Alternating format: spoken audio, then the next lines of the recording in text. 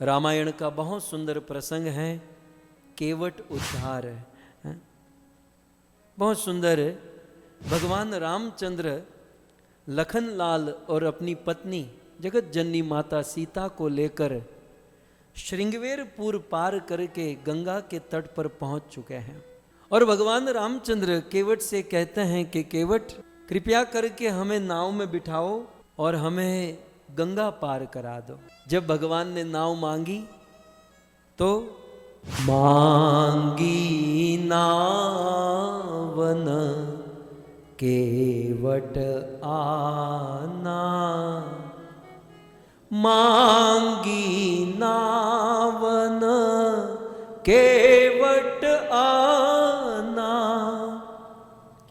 कहीं तुम्हार मरम मैं जाना, कहीं तुम्हार मरमो मैं जाना।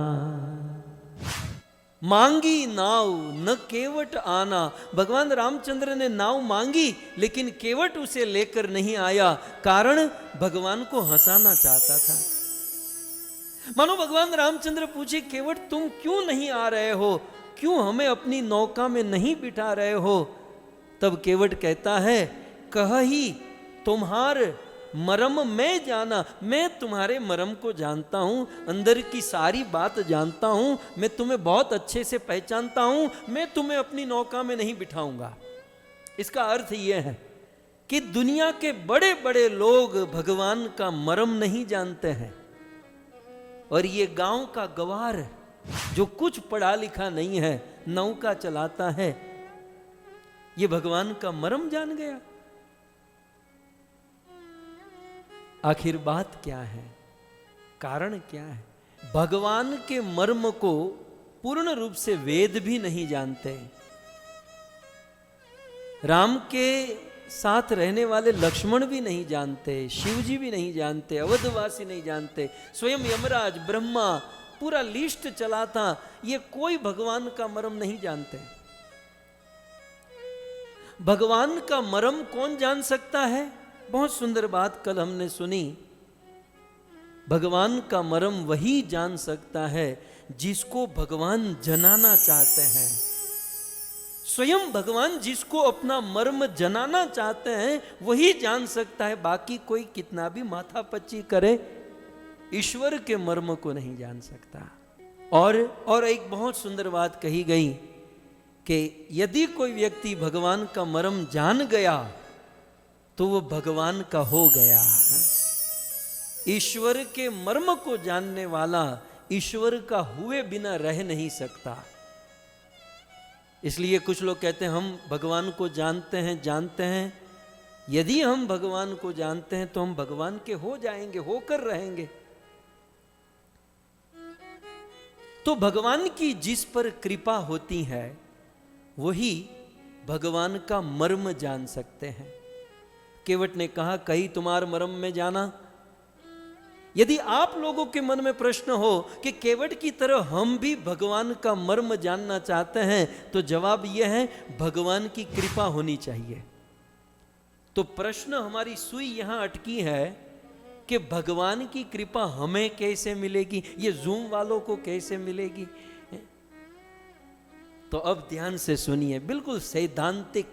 लीला तो लीला की जगह पर, लीला तो है ही, हम सुनते रहेंगे, लेकिन कथा के साथ साथ फिलोसॉफी भी हम सुनेंगे। चैतन्य महाप्रभु ने, श्रील प्रभुपाद जी ने यही हमें सिखाया है। श्रीमद् भागवत में, भागवत के 10वें स्कंद 14वां अध्याय और 29वें श्लोक में ब्रह्मा जी इसका उत्तर बताते हैं कि भगवान के मर्म को जानना है तो उनकी कृपा चाहिए, और उनकी कृपा कैसे मिलेगी? सो ब्रह्मा जी कहते हैं, अथापि ते देव पदाम्बुजद्वय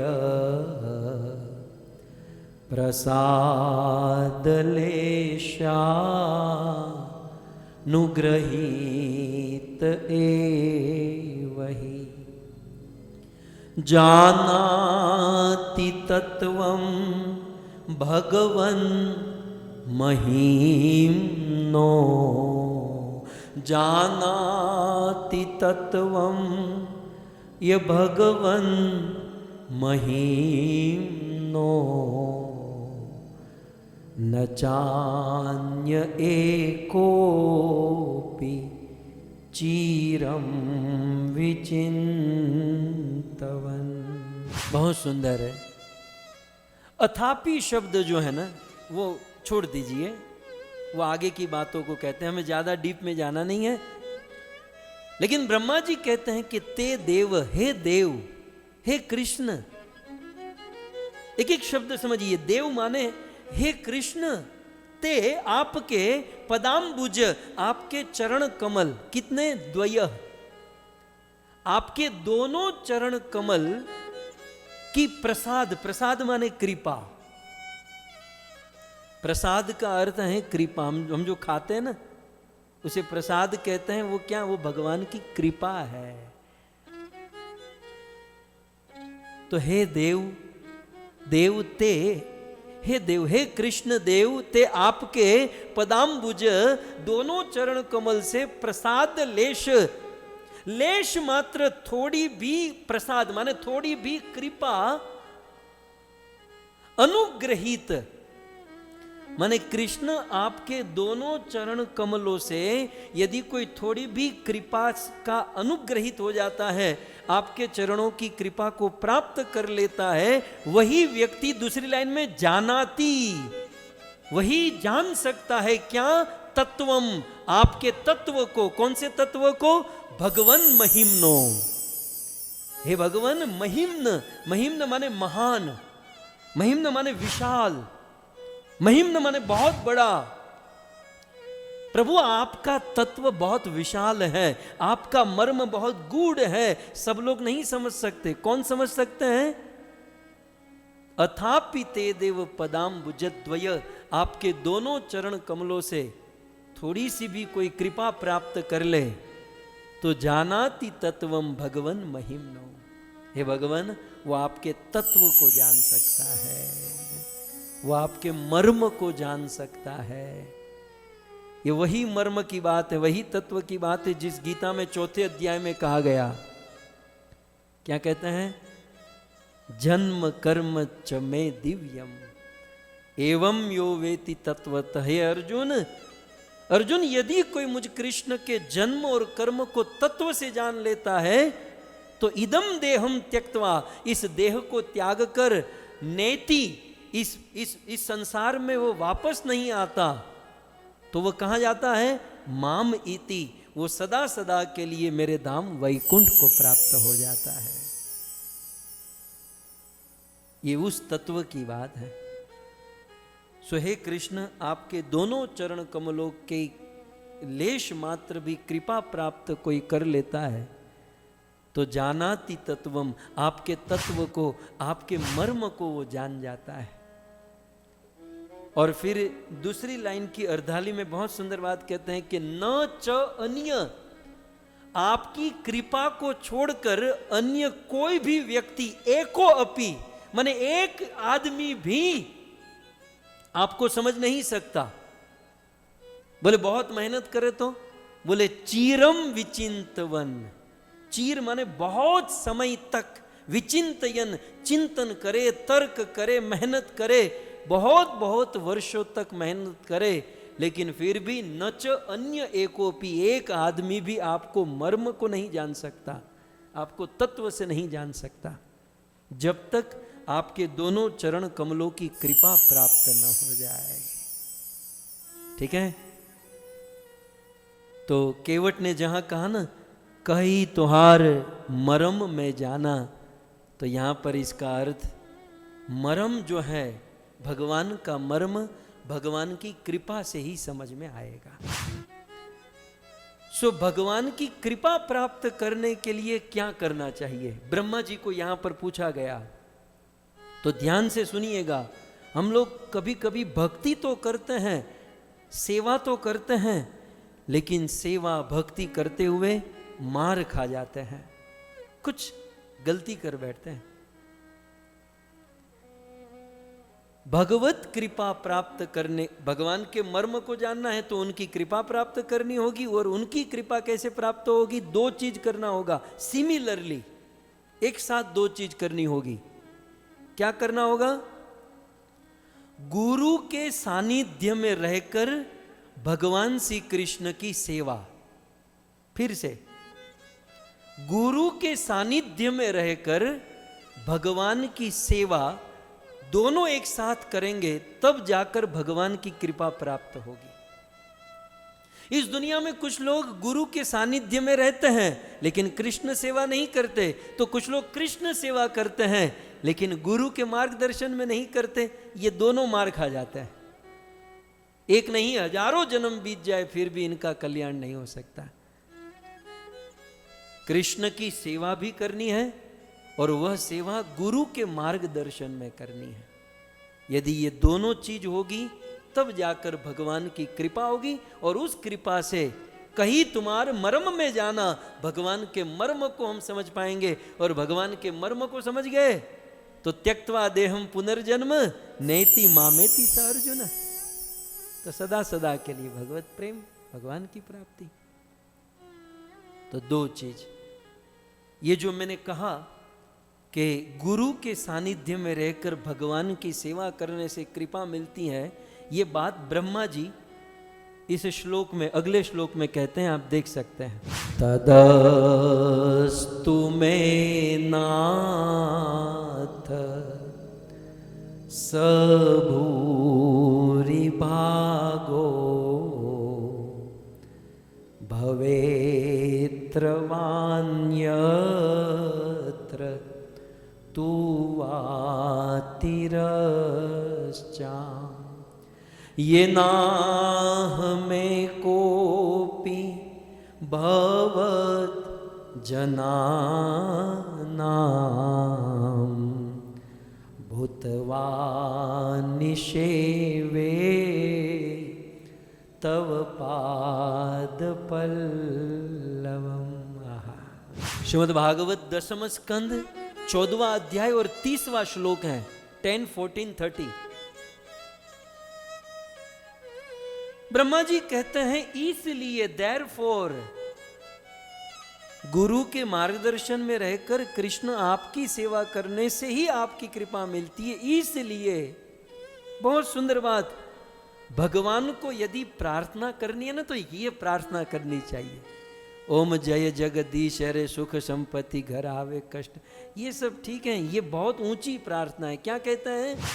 तदस्तु, इसलिए देयरफॉर, हे कृष्ण, हे मेरे नाथ, तदस्तु मैं नाथ, हे मेरे नाथ, सबूरी भागो, मुझे ऐसा भाग्य मिले। भूरी भाग, भाग माने भाग्य, भूरी माने अच्छा। हे नाथ, मेरा ऐसा सौभाग्य कब होगा, या फिर मेरा ऐसा सौभाग्य हो जाए। क्या सौभाग्य चाहते हैं ब्रह्मा जी आप? ब्रह्मा तो ब्रह्मा है ना, बड़े बुद्धिमान। ब्रह्मा जी कहते हैं तदस्तु, इसलिए मैं मेरा, हे नाथ, सबूरी भागो, अच्छा भाग्य हो जाए और उस भाग्य के द्वारा भवे, मुझे प्राप्त होवे। भव माने प्राप्त होना। क्या प्राप्त हो, कहां प्राप्त होना? बोले अत्र, इस जन्म में। और हे नाथ, इस जन्म में प्राप्त न हो कोई बात नहीं, अन्यत्र, अत्र वा अन्यत्र, संधि विच्छेद आप देख सकते हैं। मुझे इस जन्म में वह सौभाग्य मिले या अन्यत्र, या फिर मरने के बाद दूसरे जन्म में मुझे ऐसा सौभाग्य मिले। मानो भगवान कहे कि मनुष्य का शरीर न मिले तो कोई बात नहीं, तिरश्चाम, पशु का शरीर भी भले न क्यों मिले, पशु का शरीर, कीट पतंग का शरीर भी मंजूर है, लेकिन एक चीज मुझे चाहिए, चाहे इस जन्म में चाहे आने वाले जन्म में। क्या चाहिए आपको? ये नाह में को पी, मेरा जन्म कहीं भी हो, एक चीज मुझे चाहिए। क्या चाहिए? भवत जनानाम भूतवा, भवत कृष्ण आपके जना नाम, आपके जन, आपके भक्तों का भक्त हो जाऊं, मैं कहीं भी जाऊं, कहीं भी रहूं, आपके भक्तों का सेवक हो जाऊं और आपके भक्तों के मार्गदर्शन में रहूं। मानो कृष्ण कहे मेरे भक्त के मार्गदर्शन, माने गुरु के मार्गदर्शन में रहकर क्या करना चाहते हो? दूसरी लाइन के अंत में कहते हैं निषेवे। निषेवे माने मैं आपकी सेवा करना चाहता हूं। किसकी सेवा? तव पाद मूलम तव पाद पल्लवम। हे कृष्ण, आपके चरण कमलों की सेवा करना चाहता हूं। सो कुल मिलाकर चाहे मनुष्य बनाना हो, पशु बनाना हो, कोई बात नहीं, इस जन्म में या आने वाले जन्म में आपके चरणों में एक ही प्रार्थना करता हूं कि आपके भक्तों के मार्गदर्शन में प्रभु में आपकी सेवा कर सकूं। That's all. क्योंकि मैं जानता हूं कि यही करने से आपकी कृपा प्राप्त हो सकती है। सो भक्तों, लिंक कुछ इस प्रकार से है। गुरु के सानिध्य में रहकर भगवान की सेवा करेंगे, यह करने से भगवान की कृपा मिलेगी। भगवान की कृपा मिलेगी तो भगवान का मर्म समझ में आएगा, और प्रभु का मर्म समझ में आ गया तो केवट की तरह हमारा भी उद्धार हो जाएगा। कहीं तोहार मर्म मैं जाना, कहीं तोहार मर्म मैं जाना।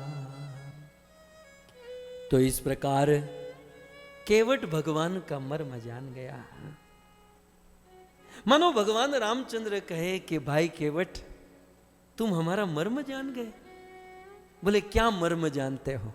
केवट ने कहा एक हो तो बताऊं, 10-10 बातें जानता हूं आपके अंदर की। मान लो कोई अचानक, मान लो आप किसी फंक्शन में गए हैं, किसी की शादी ब्याह में, और 50-100 लोग आपको घिर कर खड़े हैं कि आप तो बहुत दिनों के बाद मिले, आप बहुत अच्छे हो, ये है वो है, और उसी समय कोई बीच में आकर आपको कहे कि आप लोग इसकी प्रशंसा करते हो, मैं जानता हूं इसका मर्म, अंदर की बात मैं जानता हूं। तब दिल धड़कने लगेगा कि मान लो ये क्या जानता है, ये क्या बताएगा, क्या बोलेगा। केवट ने कहा एक जानूं तो कहूं, मैं 10-10 जानता हूं। भगवान राम बड़े भाव से कहते हैं कि भाई केवट, तो जो भी मर्म जानते हो बता दो, क्या जानते हो? अब देखो 1 by 1 बहुत सुंदर रसिक कथा है। जैसे मैंने कल कहा, वाशिष्ठ रामायण, आनंद रामायण, तुलसीदास जी, इन सब को मिक्स करके आपको बता रहा हूं। इसलिए किसी एक ग्रंथ को पढ़ोगे तो ये सब नहीं मिलेगा। पहला मर्म केवट कहता है कि प्रथम मर्म क्या है? ध्यान से सुनिएगा। प्रभु मैं आपका मर्म जान गया। सबसे पहला मर्म यह है कि आपका पांव कहीं टीकता नहीं है, आपके चरण कहीं टीकते नहीं है। हमारे गुजराती में वो के क्या काई टकतो नहीं, इसका कोई ठिकाना नहीं है। सो प्रभु आपका कोई ठिकाना नहीं। मैं पहला मर्म तो ये जान गया, आपका कोई ठिकाना नहीं है, और जो आपकी भक्ति करते हैं ना उसका भी कोई ठिकाना नहीं रहता। बहुत घुमाते हैं आप, तो आपका कोई ठिकाना नहीं है। अर्थात प्रभु पहला मर्म यह है कि आप कहीं रुकते नहीं हैं। आप जनकपुर में गए, जनकपुर के लोगों को आपने मोहित किया। जनकपुर वाले आपको रोकना चाहे तो जनकपुर में नहीं रुके, आप अयोध्या चले गए। अयोध्या वाले अयोध्या में रोकना चाहे, आप अयोध्या नहीं रुके, तमसा नदी के तट पर वनवास लेकर चले गए। तमसा नदी के तट पर तमसा नदी वाले आपको रोकना चाहे तो आप तमसा नदी के तट पर भी नहीं रुके, आप श्रृंगवेरपुर में आ गए। श्रृंगवेरपुर के राजा निषाद राज गुह भी आपको श्रृंगवेरपुर में रोकना चाहे, आप श्रृंगवेरपुर में भी नहीं रुके, आप गंगा तट पर मेरे पास आ गए। और अब मैं आपको नाव में बिठाकर इस गंगा को पार करा दूंगा। तो इतने बड़े बड़े लोग आपको नहीं रोक पाए, तो मेरी क्या औकात कि मैं आपको रोक दूं? क्योंकि आपका तो स्वभाव ही है रुकना नहीं। तो मैं यदि आपको नौका में बिठाकर गंगा पार करा दूं तो मेरी क्या हिम्मत कि मैं आपको रोक सकूं? इससे तो अच्छा है कि न नाव लाऊंगा, न नाव में आपको बिठाऊंगा, न आपको नदी पार कराऊंगा और आप यहीं पर रुक जाओगे। कहीं तुम्हार मरम मैं जाना। तो इस प्रकार प्रभु मैं आपका मर्म जानता हूं कि आप रुकोगे नहीं।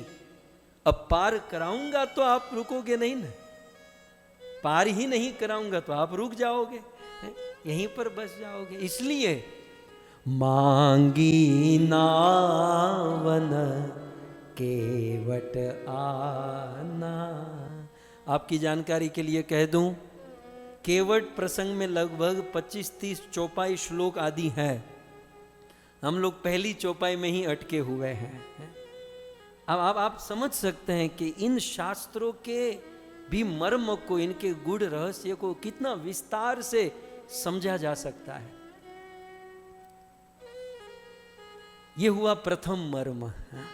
आइए अब केवट दूसरा मर्म बताते हैं। मानो लक्ष्मण जी आगे आकर कहे कि क्या क्या तुम क्या मेरा प्रभु का मर्म, अंदर की बात क्या जानते हो?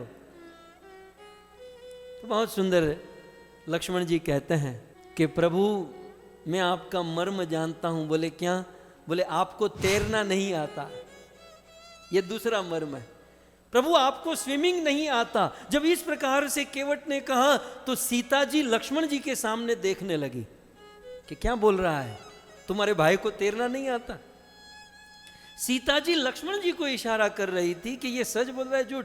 केवट सीता जी को कहते हैं उनको क्या इशारा कर रहे हो, मुझको पूछो, मेरे पास इसका जवाब है कि आपके पति देव राम जी को तैरना नहीं आता।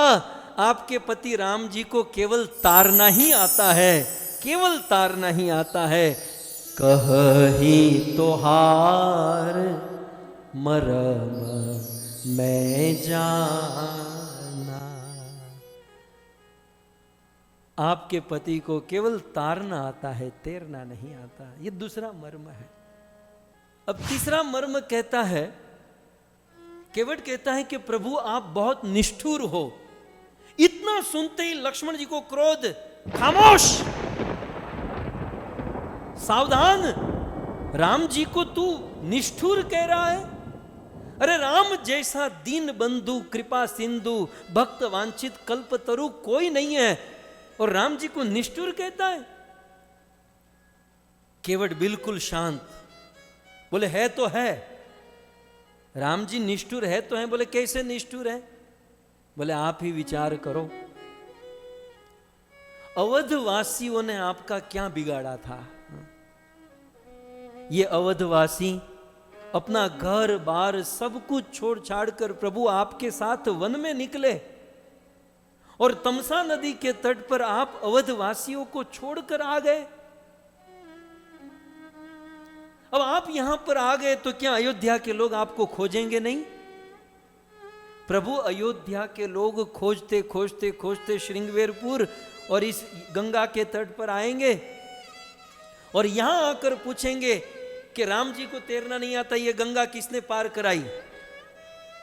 तो यहां जितने भी दूसरे केवट हैं वो तो पहले से ही खार खा चुके हैं, क्योंकि आपको बिठाने का मुझे ही मिला सौभाग्य। तो ये लोग बता देंगे कि ये केवट ने गंगा पार कराई।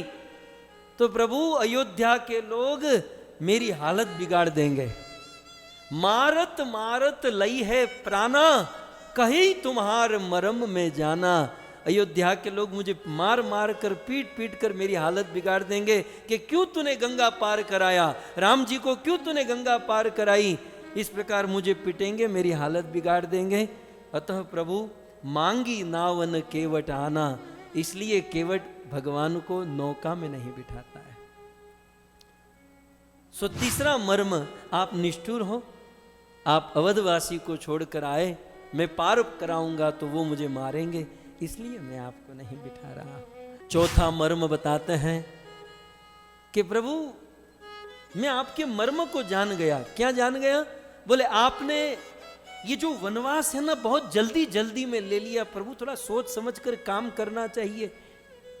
सिद्धांत है ना, मैं अक्सर कहता हूं कि जीवन में जब डिसीजन लेना हो तो बुद्धि से सोच समझ कर लेना चाहिए, और डिसीजन लेने के बाद जब सेवा करनी हो, काम करना हो, तो भावना से, हृदय से, दिल से, चित्त से, मन से करना चाहिए। लेकिन डिसीजन लेते समय सोच समझ कर, बुद्धि से। तो केवल चौथा मर्म कहता है कि प्रभु आपने ये वनवास जो है ना जल्दी जल्दी में ले लिया, बहुत उतावल कर दिया आपने। और जल्दी जल्दी वनवास लेने में क्या किया, सीता जी को आपने साथ में ले लिया, लेकिन बेचारे लक्ष्मण की पत्नी उर्मिला को साथ में लाना भूल गए। अब 1 दिन 2 दिन 3 दिन हुआ, आपकी पत्नी अपने साथ है, लक्ष्मण अकेला आटा मार रहा है। हमारे गुजराती में आटा मारे, तो लक्ष्मण अकेला अकेला, आप कप्पल में और लक्ष्मण चप्पल में। तो प्रभु अब आपको अफसोस हो रहा है। मैं आपका मर्म खूब जानता हूं कि अब आपको अफसोस हो रहा है कि मैंने ये वनवास बहुत जल्दी जल्दी में ले लिया। मेरी पत्नी को तो साथ में लिया, लक्ष्मण की पत्नी उर्मिला साथ में नहीं है, इसलिए ठीक नहीं लग रहा। 14 वर्ष कैसे बिताएंगे? तो प्रभु आप मेरी नौका को छूकर उसको स्त्री बनाओगे और वो स्त्री आप लक्ष्मण के साथ विवाह करा दोगे, तो मेरी तो नौका भी गई, लक्ष्मण का घर बसा दोगे और मेरा घर उजाड़ दोगे। कहीं तुहार मरम मैं जाना। तो मैं आपका मर्म समझ गया कि आप लक्ष्मण का घर बसाना चाहते हो और मेरा घर उजाड़ना चाहते हो। इस नौका को नारी बनाकर अपने साथ ले जाना चाहते हो। मर्म है। अब केवट पांचवा मर्म बताता है। केवट कहता है सुरपति तुम है न वन पठाई। ये 5वां मर्म है। क्या है? सुरपति तुम है न वन पठाई। सुरपति राजाधिराज दशरथ जी ने आपको वन में नहीं भेजा। प्रभु आप वनवास में आ तो गए, लेकिन राजा ने आपको वनवास नहीं दिया। बहुत सुंदर घटना है भक्तों कि महाराज दशरथ अपने मुख से एक बार भी ऐसा नहीं कहे कि राम तुम वन में चले जाओ। दशरथ जी के मुख से तो ये निकला ही नहीं। दशरथ जी ने कैकेयी को कहा कि कैकेयी राम और भरत मेरी 2 आंखें हैं, और यदि मैंने भरत के साथ अन्याय किया है और राम का पक्ष लिया है, तो मैं शिव जी की शपथ खाऊं, मेरे मन में ऐसा कोई गलत भावना नहीं है। रघुकुल का राजा कभी किसी के सामने हाथ नहीं जोड़ता, लेकिन कैकेयी मैं तुम्हारे सामने हाथ जोड़ता हूं कि तुम अपना ये दूसरा वचन जो है, राम को वनवास, तापस वेश विशेष उदासी 14 बरिस राम वनवासी, ये राम को वन में भेजने का जो तुम्हारा प्रण है, जो वचन है, वो वापस ले लो। कैकेयी तो बड़ी निष्ठुर, बड़ी कठोर होकर दशरथ जी को कहती है कि बार बार कहते थे मांगो मांगो मांगो मांगो, और जब मांगा तो आप स्त्री की तरह क्रंदन कर रहे हो। क्या भरत आपका बेटा नहीं है? क्या मैं आपकी रानी नहीं हूं? क्या हमें आप खरीद कर लाए हो? जैसे श्मशान में कोई शव, कोई लाश उस चिता पर जलती है, और लाश जब पूर्ण रूप से जल नहीं पाती तो शमशान का वह डोम, वह जल्लाद लकड़ी से उस लाश को मारता है, ठीक उसी प्रकार मरे हुए से महाराज दशरथ के ऊपर यह कैकेयी प्रहार, अपनी वाणी का प्रहार कर रही है। मोरे राम भरत दुई आँखें, मोरे राम भरत दुई आँखें, सत्य कहूँ शंकर लई साची। शिव जी की शपथ खाकर कहता हूं कैकेयी, राम और भरत में कभी मैंने भेद नहीं किया। बार बार दशरथ जी ने यह कहा, कैकेयी नहीं मानी, तो अंत में महाराज दशरथ कहते हैं, कैकेयी यदि तूने ये ठान ही लिया है राम को वन में भेजना है, तो एक काम करो, ये दीवार पर जो तलवार लटक रही है, इस तलवार को उतारो और मेरा मस्तक काट दो, क्योंकि राम को वन में जाते हुए मैं देख नहीं सकता। उससे तो अच्छा है कि उसके पहले ही मेरे प्राण निकल जाए। महाराज दशरथ कभी नहीं कहे कि राम वन में जाए। इवन जब राम स्वयं वन में जाने के लिए तैयार हुए, तब दशरथ जी ने क्या कहा, सुमंत्र जी को बुलाया और दशरथ जी ने ये कहा, सुठी कुमार सुकुमार दो, जनक सुता सुकुमारी, रथ चढ़ाई दिखाई बनो, फिर हूँ गए दिन चारी, फिर हूँ गए दिन चारी। सुमंत्र में जानता हूं कि राम वन में जाए बिना रह नहीं पाएगा। सूठी सूठी सूठी माने क्या कहूं, एक होती है हठ, जो हठ लेकर बैठता है ना, लेकिन वो गलत कार्य के लिए, लेकिन अच्छे कार्य के लिए उसे सूठी कहते हैं। सूठी सुकुमार कुमार दो। सुमंत्र एक काम करो, राम मानेगा नहीं, तुम मेरा रथ लेकर जाओ और रथ चढ़ाई दिखाई बनूं। दशरथ जी ने ज्यादा से ज्यादा इतनी आज्ञा दी थी कि राम लक्ष्मण और सीता को मेरे रथ पर बिठाकर वन को दिखा लाओ, और फिर हूं गए दिन चारी, और 4 दिन वन में घुमाकर उसे वापस लेकर आ जाओ। तो आज केवट कहता है, कह ही तुहार मरमु में जाना। प्रभु, आपके पिता ने आपको वनवास नहीं दिया है, आप अपने निर्णय से वन में आए हो, और मैं आपको नौका में बिठाकर गंगा पार करा दूं। कुछ दिन के बाद राजाधिराज दशरथ जी आएंगे और कहेंगे कि मेरे बच्चों को गंगा पार किसने कराई? तो प्रभु, मैंने आपके पिता का नमक खाया है, यदि आपके पिता के विरुद्ध जाऊं तो नमक हरामी हो जाएगी, आपके पिता के क्रोध का भाजन हो जाऊंगा, इसलिए मैं आपको गंगा पार नहीं कराऊंगा। सो 5वां मर्म केवट यह जान गया कि आप अपनी इच्छा से नहीं जा रहे हो, आप पिता की आज्ञा से नहीं जा रहे हो, आप अपनी इच्छा से जा रहे हो, इसलिए मैं आपको नहीं ले जाऊंगा। अब केवट कहता है, सुनो 6ठा मर्म, कह ही तुम्हार मरमु में जाना। 6ठा मर्म कौन सा है? बहुत सुंदर है ये। केवट कहता है कि प्रभु, मैं समझ गया, आपके पिताजी की 3 पत्नी थी। तो लक्ष्मण जी आगे कहते, हाँ तो क्या, 3 पत्नी थी तो क्या, प्रॉब्लम क्या है तुझे? जैसे महाराज दशरथ की अनेकों पत्नी थी, लेकिन 3 पत्नी मुख्य थी। बोले आपके पिताजी की 3 पत्नियां थी और उनमें झगड़ा बहुत होता था, और उस झगड़े के चलते आपको वनवास मिल गया। तो प्रभु, मैं मरम जान गया हूं, आपका प्लान मैं समझ गया हूं। क्या प्लान? बोले आपके पिताजी की 3 पत्नियां, उनमें झगड़ा बहुत होता था, और उस झगड़े के चलते आपको वनवास मिला, और अब आप मेरी नौका पर चढ़ोगे तो मेरी नौका नारी बन जाएगी, और मेरे घर पर दूसरी पत्नी आ जाएगी। अब मेरे घर पर 1 पत्नी तो है, ये नौका नारी बन जाएगी, तो मैं भी 2-2 पत्नी वाला हो जाऊंगा, फिर मेरे घर में भी झगड़ा हो जाएगा।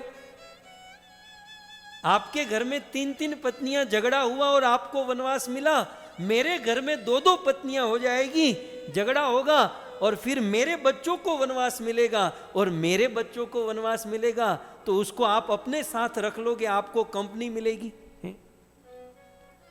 तो प्रभु मेरे बच्चे को वनवास मिले और आपको कंपनी हो जाए, इसलिए आप मेरी नौका पर चढ़ना चाहते हो। कहीं तोहार मरमु मैं जाना, कहीं तोहार मरमु मैं जाना। सो प्रभु मेरे घर पर झगड़ा डालना चाहते हो, मैं मर्म जान गया, इसलिए आप मेरी नौका पर, मैं मेरी नौका पर आपको नहीं चढ़ाऊंगा। कितने मर्म हुए? 6, ठीक है। 7वां मर्म बहुत सुंदर।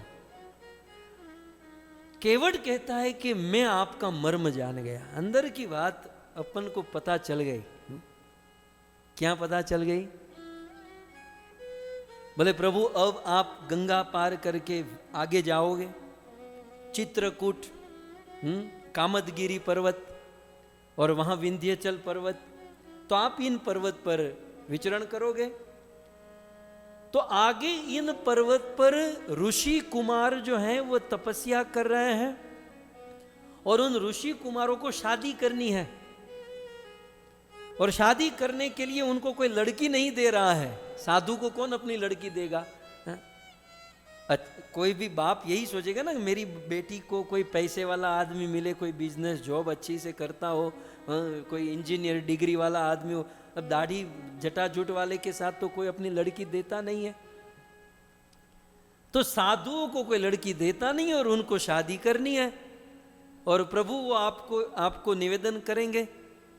तो मैं मर्म जान गया कि आप मेरी नौका में चढ़ के उसे नारी बना दोगे और उस नारी को अपने साथ ले जाओगे, विंध्य पर्वत के ऋषि कुमारों को वो कन्या देकर उनकी शादी करा दोगे, तो मैं तो बिना नौका वाला हो जाऊंगा। कहीं तोहार मरमु मैं जाना। केवट बारंबार कह रहा है कि मैं आपका मर्म जानता हूं, मर्म जानता हूं। 6 मर्म बता दिए। लक्ष्मण जी का पारा हट गया। लक्ष्मण जी गुजराती में बोल्या, मरम जानता, मरम जानता, मरम जानता हूं, मरम जानू छू, मरम जानू छू, मरम जानता वाली, तेरे द्वार पर भगवान आए हैं। पूरी दुनिया जानती है, चाहती है कि भगवान हमारे द्वार पर आए, आज तेरे पास आए हैं, ये प्रभु वापस लौट जाएंगे। मरम जानता, मरम जानता, बिठा दे अपनी नौका में। तो फिर से केवट बोला, कह ई तुम्हार मरमु मैं जाना। प्रभु मैं आपका मरम जानता हूं। तो मरम शब्द मरम, ठीक है, आपको दिखाई दे रहा है ना। अब 7वां मर्म केवट कहता है कि प्रभु मैं आपका मरम जानता हूं। क्या मरम जानता हूं? रकार रामचंद्र, मकार मातु जानकी। मरम, म में म को मकार कहते हैं। म का अर्थ क्या है? म माने माता, माता जानकी, ठीक है। तो मरम, म माने माता जानकी, और रकार रामचंद्र, और र माने भगवान रामचंद्र। तो मरम, तो म माने माता, माता कौन? देवी सीता, और र माने रामचंद्र। तो रामचंद्र माने र जो है ना वो बीच में है, उनके आगे भी म माता है और राम के पीछे भी माता है। राम के आजू बाजू में माता है, बीच में राम है। तो केवट कहता है कहीं तोहार मरमु में जाना, मतलब प्रभु आप तो बीच में खड़े हो, आपकी राइट और लेफ्ट में माता जानकी खड़ी है, और जानकी कौन? कृपामयी देवी सीता माता की इतनी कृपा है कि आपको यहां से कहीं नहीं जाने देगी।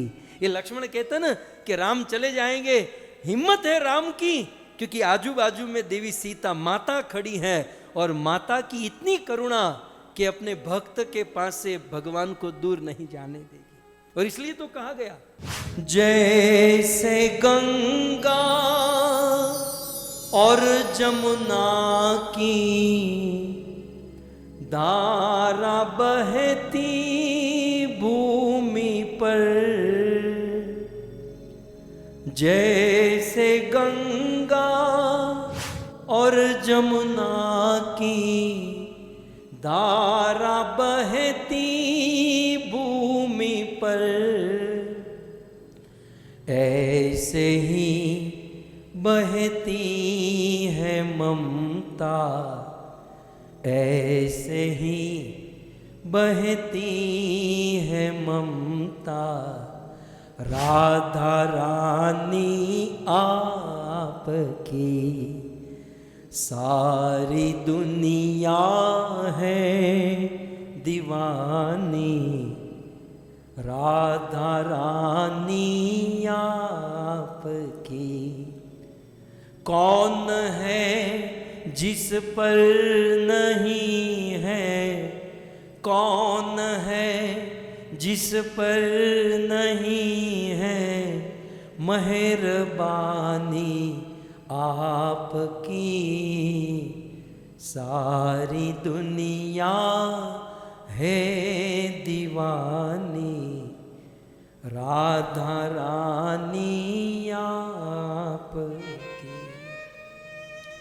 प्रभु, मैं आपका मर्म जानता हूं, क्योंकि आपके आजू में भी सीता, बाजू में भी सीता, आप बीच में खड़े, आपकी हिम्मत कि आप मुझे छोड़ के जा सको।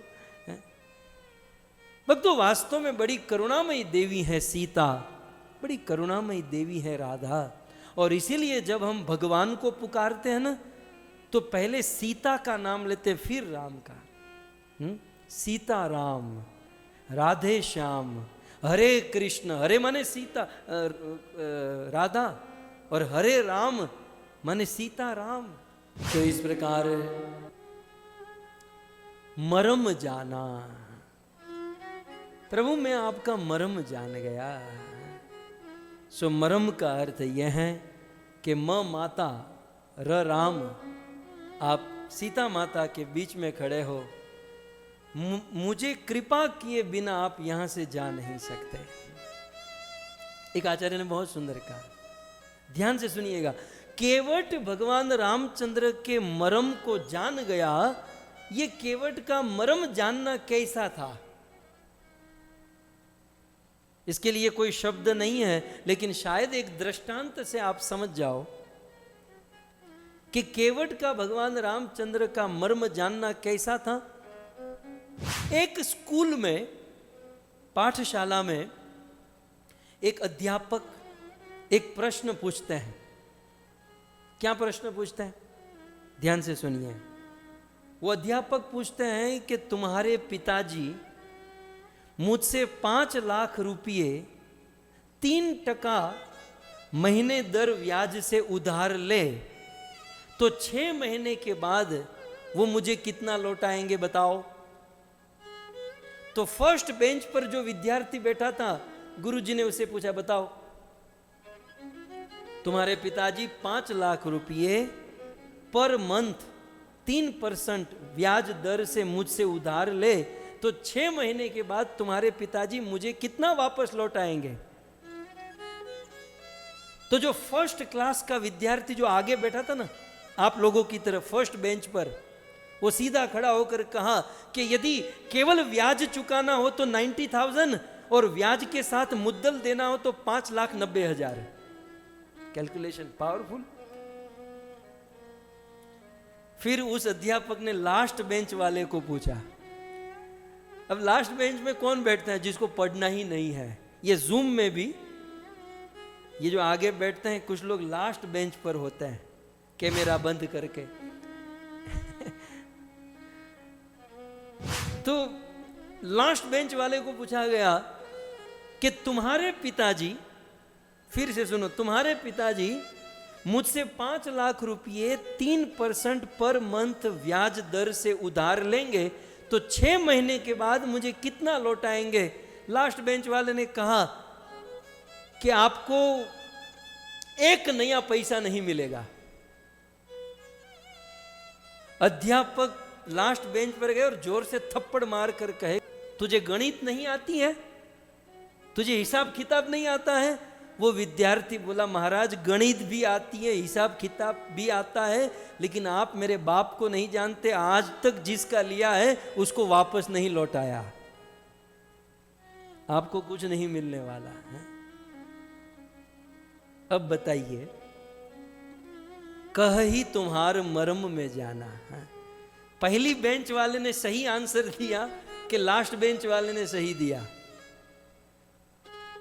ज्ञान की दृष्टि से देखा जाए तो फर्स्ट बेंच वाला गणित के हिसाब से परफेक्ट था, लेकिन गणित कितना भी परफेक्ट हो, वो लास्ट बेंच वाले ने सार बता दिया कि कितना भी कैलकुलेशन करो मेरा बाप आपको देने ही वाला नहीं है, 0। तो केवट का ज्ञान कुछ ऐसा था, कहीं तोहार मरम मैं जाना, कहीं तुम्हार मरमू मैं जाना। जब इस प्रकार से कितने मरम बताए? 9, ठीक है, 9, एक बाकी है। मनुष्य शरीर प्राप्त करके भगवान करत चरित, जो चरित्र करते हैं, जो लीला करते हैं, करत चरित धरी मनुज तनु, मनुज तनु मनुष्य शरीर धारण करके भगवान जो चरित्र, जो लीला करते हैं, सुनत उसे यदि कोई सुनता है, चाहे जूम पर, चाहे यूट्यूब पर, चाहे फेसबुक पर, सुनत यदि कोई राम जी के चरित्र को सुन लेता है तो मिट ही जग जंजाल। तो ये जगत की जंजाल में जो बंदा फंसा हुआ है, जगे हुए जो सोया हुआ है, वो सारी मोह माया और जंजाल से वो मुक्त हो जाएगा। क्या करने से? सुनत, सुनने से। क्या सुनने से? करत चरित धरि मनुज तनु, भगवान राम के मनुष्य शरीर धारण करके जो लीला, जो चरित्र है, उसे सुनने से। तो हमारा परम सौभाग्य है कि भगवान के ऐसे चरित्र जिसे सुनकर जागे हुए हम मोह की निद्रा में सोए हुए हैं, उससे मुक्त हो सकते हैं, जीवन धन्य कर सकते हैं। तो इस प्रकार से लक्ष्मण जी आज बड़े धीर गंभीर होकर निषाद राज गुह को कथा सुना रहे हैं। और भक्तों, इसी कथा को सुनकर केवट के हृदय में राम के प्रति प्रेम उत्पन्न हो गया। इसी कथा को सुनकर केवट राम को पूर्ण रूप से तत्व से जानने लगा। इसी कथा को सुनकर केवट राम जी के मर्म को जान गया। और इसीलिए तो केवट कहता है ना, कह ही तुहार मरम मैं जाना, प्रभु मैं आपके मरम को जान गया। सो इस प्रकार लक्ष्मण जी ने निषाद राजगुह को ये सारी बात बताई और केवट इस मर्म को जान गया, इस मर्म को समझ गया। और अब केवट ने मन में सोचा कि मैं प्रभु को प्रसन्न करने का प्रयास करूंगा। तब भगवान रामचंद्र, अब आइए फिर से, राम और केवट, लक्ष्मण, सीता जी सब आमने सामने खड़े हैं। तो भगवान रामचंद्र कहते हैं कि भाई कल तू ऐसा कह रहा था कि भाई तू मेरे 10 मर्म को जानता, तेरे गुरु तो समझ में आ गए कि तूने मेरा मर्म लक्ष्मण जी से सीखा, सुना, लेकिन तुम कल कह रहे थे कि तुम 10 मर्म जानते हो, तुमने 9 मर्म की बात की, 10वां मर्म कौन सा जानते हो? 10वें मर्म की बात कहो। तब केवट, अब आगे बढ़ते हैं, अब अगली चौपाई रामायण की। तब केवट कहता है, चरण कमल रज कहूं सब कहही, मानुष करनी मूरी कछु अहही। प्रभु आपका 10वां मर्म मैं ये जानता हूं कि आपके चरण कमल में एक ऐसी रज लगी हुई है। आपके चरणों में जो रज है, जो माटी है, उस माटी में मानुष करनी मूरी कछु अही, आपके चरण में किसी पत्थर को मनुष्य बनाने वाली रज लगी हुई है। ये आपका 10वां मर्म मैं जान गया हूं। अच्छा केवट, मेरे चरणों में पत्थर को मनुष्य बनाने की रज लगी है, तुम्हें कैसे पता चला? क्या प्रमाण है? तब केवट कहता है मेरे पास प्रमाण है। क्या प्रमाण? छुअत शिला भई नारी सुहाई, पाहन तेन काठ कठिनाई। छुअत शिला भई नारी सुहाई। प्रभु, मैंने सुना है कि आप विश्वामित्र के यज्ञ की रक्षा करके जनकपुर की ओर जा रहे थे, तो मार्ग में आपको एक पत्थर मिला और आपने अपने गुरुजी से पूछा कि गुरुजी ये क्या है?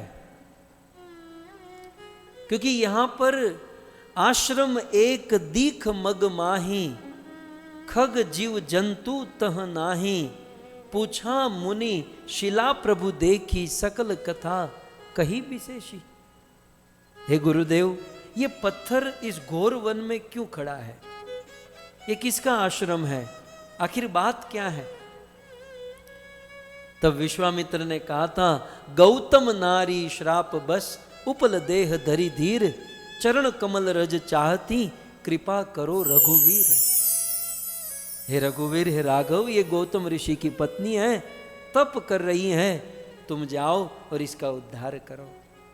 भगवान रामचंद्र धीरे धीरे धीरे धीरे उस पत्थर के पास पहुंचे और उस मार्ग में पड़ी हुई अहल्या, वह नारी जो पत्थर बनकर बैठी थी, किसी ने अहल्या को पूछा भी था कि अहल्या, तुम पत्थर बनकर मार्ग में बैठी हो, किसी की ठोकर लगेगी, तुम्हें लग जाएगा। अहल्या ने इतना ही कहा था कि संसार के लोगों की ठोकर लगते लगते एक दिन मेरे राम की ठोकर लगेगी तो मेरा उद्धार हो जाएगा, मुझे मार्ग में ही रहने दो। मार्ग में बैठी थी, रामचंद्र आगे गए, भगवान रामचंद्र ने अपने चरण ऊपर किए, रामचंद्र के चरण की रज उस पत्थर के ऊपर गिरी। गोस्वामी जी लिखते हैं, पर सदपद पावन शोक नसावन, प्रकट भई तब पुंज सही, देखत रघुनायक जन सुखदायक, सन्मुख होई कर जोर रही। प्रकाश पुंज प्रकट हुआ और उस प्रकाश पुंज में से एक सुंदर नारी प्रकट हुई। दोनों हाथ जोड़कर आंखों में आंसू, बोलना चाहती थी लेकिन गदगद हो चुकी थी। भगवान ने उसका उद्धार किया। तो आज केवट कहता है कि छुअत शिला, प्रभु मैं जानता हूं कि आपके चरण की रज उस पत्थर से छुअत छुई तो वह नारी बन गई है। तो मानो भगवान रामचंद्र कहते हैं, केवट केवट, वो तो श्राप से पत्थर बनी थी, वो तो श्राप से पत्थर बनी थी इसलिए नारी बनी। तो केवट कहता है, कौन जानता है कि ये मेरी नौका भी श्राप से नौका बनी हो और कहीं आपका चरण लग जाए और नारी बन जाए, तो यहां तो गड़बड़ हो जाएगी ना महाराज। लक्ष्मण जी क्रोध में, अरे गवार तुझे क्या समझाऊं, गवार वो पत्थर था, वो पत्थर था और तेरी नौका लकड़ी की है। राम जी के चरण में जो रज है वो पत्थर को नारी बनाती है, वो पत्थर था। तब केवट कहता है, प्रभु वो पत्थर था, मेरी नौका लकड़ी की है। और कहते हैं, पाहन तेन काठ कठिनाई, पत्थर तो फिर भी ठोस कठोर होता है और मेरी नौका तो लकड़ी की उससे नरम है और ऊपर से पानी में रहती है और पानी में बहते बहते तो और नरम हो चुकी है। ये तो नो डाउट मेरी नौका तो स्त्री बन ही जाएगी। सो प्रभु आगे केवट कहता है, तर नीव मुनि धरनी होई जाई, बाट परई मोई नाव उड़ाई। प्रभु आप मेरी नौका पर चढ़ोगे, आपके चरण की रज मेरी नौका में लगेगी तो तरनी, तरनी में अर्थात नौका, मुनि धरनी होई जाई, मेरी नौका मुनि की धरनी, धरनी माने पत्नी, घरनी, सॉरी। प्रभु आपके चरण रज स्पर्श होने से मेरी नौका मुनि की पत्नी हो जाएगी। केवट के कहने का भाव यह है कि आपके चरण रज से नौका मेरी पत्नी हो जाए तो थोड़ा बहुत फायदा भी है, लेकिन आपके चरण की रज से वो स्त्री मुनि की पत्नी बन जाती है और फिर वो तो आकाश में उड़ जाएगी, तो स्त्री भी नहीं मिलेगी और नौका भी उड़ जाएगी, तो मेरा तो मामला ही समाप्त हो जाएगा। आनंद रामायण में, जैसे मैंने कहा ना, बहुत सारे रामायण का संदर्भ है, संस्कृत में है आनंद रामायण। आनंद रामायण में लिखा है, अस्ति में गृहिणी गेहे किम करोमि अपराम स्त्रियम। आनंद रामायण में केवट संस्कृत में कहता है कि अस्ति में गृहिणी गेहे, मेरे घर में ऑलरेडी एक गृहिणी, एक पत्नी है, तो किम करोमि अपराम स्त्रियम, तो प्रभु आपके चरण स्पर्श करवा कर मैं दूसरी पत्नी कैसे प्रकट करूंगा। तो प्रभु आपके चरणों से एक तो ये मेरी नौका स्त्री हो जाएगी, और दूसरी एक प्रॉब्लम है। अच्छा, और क्या प्रॉब्लम है?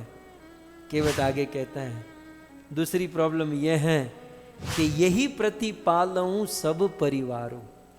प्रभु ये नौका जो है ना, इस नौका से ही मैं मेरे पूरे परिवार का पालन पोषण, भरण पोषण करता हूं, इसी से मैं मेरे परिवार का पालन करता हूं। और नहीं जानूं कछु और कबारू, कबारू माने धंधा, बिजनेस, जॉब। तो प्रभु नौका चलाने के अलावा मुझे और कोई धंधा आता नहीं है, ये मेरे बाप का पुश्तों से मेरे परंपरा का धंधा है। तो प्रभु आप अपनी चरण रज स्पर्श करोगे, ये नौका नारी बनकर चली जाएगी, तो परिवार का पालन पोषण करने का साधन भी चला जाएगा और हाथ में भी कुछ नहीं आएगा, तब तो बहुत बड़ी समस्या खड़ी हो जाएगी। इसलिए मांगी नावन केवट आना, प्रभु किसी और को खोज लो, हम आपकी सेवा नहीं कर सकते। तो भगवान रामचंद्र ने कहा कि केवट, तो फिर मुझे अपनी नौका में कब चढ़ाओगे? नौका में बैठने का कोई उपाय, कोई ऑप्शन? मुझे अपनी नौका में कब चढ़ाओगे? जब भगवान ने पूछा, तब केवट कहता है, जो प्रभु पार अवश्य गा चाहूं। प्रभु यदि वास्तव में आपको पार होना है, जो प्रभु पार अवश्य गा चाहूं, हे प्रभु आपको अवश्य माने अवश्य, डेफिनेटली पार होना है, तो मोहि पद पदम पखारन कहूं। तो प्रभु आप अपने चरण मुझे धोने के लिए कह दीजिए। एक बार मैं अपने हाथों से आपके चरण धो दूंगा ना, मुझे ये कंफर्म हो जाएगा ना, मुझे तसल्ली हो जाएगी, फिर मैं आपको नौका में बिठा सकता हूं। इसलिए मोहि पद पखारन कहूं। भगवान को अब ट्यूबलाइट हुई, ओ अच्छा केवट, तू मेरे चरण धोना चाहता है, तो मोहि पद पदम पखारन कहूं। प्रभु आप मुझे अपने चरण धोने की आज्ञा दीजिए। पहले पग धोने दो, चाहे देर भले होने दो, सरकार गंगा पार मैं उतारूंगा नहीं। लोक में बहुत सुंदर भजन गाए जाते हैं, पहले पग धोने दो, चाहे देर भले होने दो, सरकार गंगा पार मैं उतारूंगा नहीं।